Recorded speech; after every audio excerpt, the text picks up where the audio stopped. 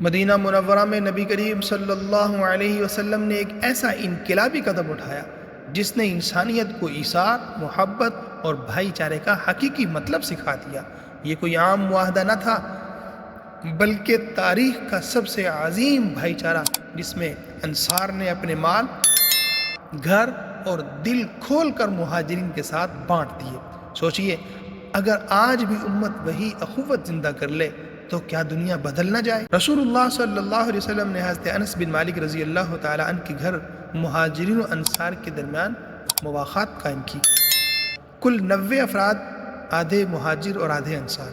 یہ بھائی چارہ محض نام کا نہ تھا بلکہ حقیقت میں ایک دوسرے کے غمخوار بن گئے۔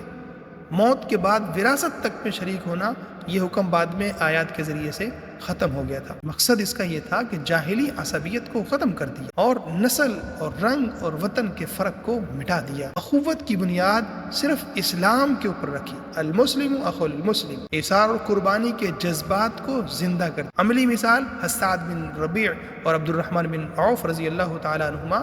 سعد نے کہا، میرا آدھا مال لے لو، میری 2 بیوی میں سے جو پسند ہو بتا دو، عدت کے بعد نکاح کر لینا۔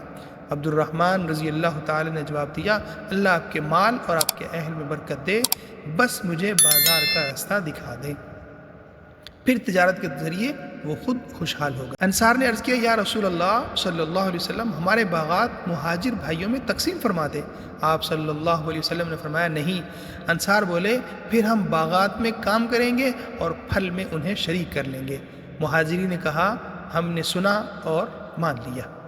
نتیجہ کیا نکلا کہ انصار نے بڑھ چڑھ کر ایثار کیا، مہاجرین نے خلوص کے ساتھ ان کی قدر کی اور کسی قسم کا ناجائز فائدہ نہیں اٹھایا۔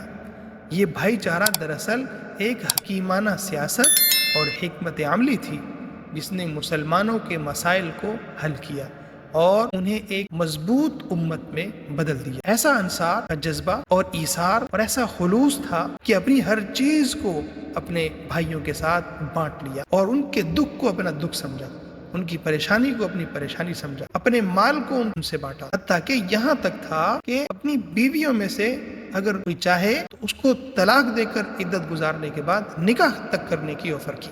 ایسا بھائی چارہ قائم کیا گیا۔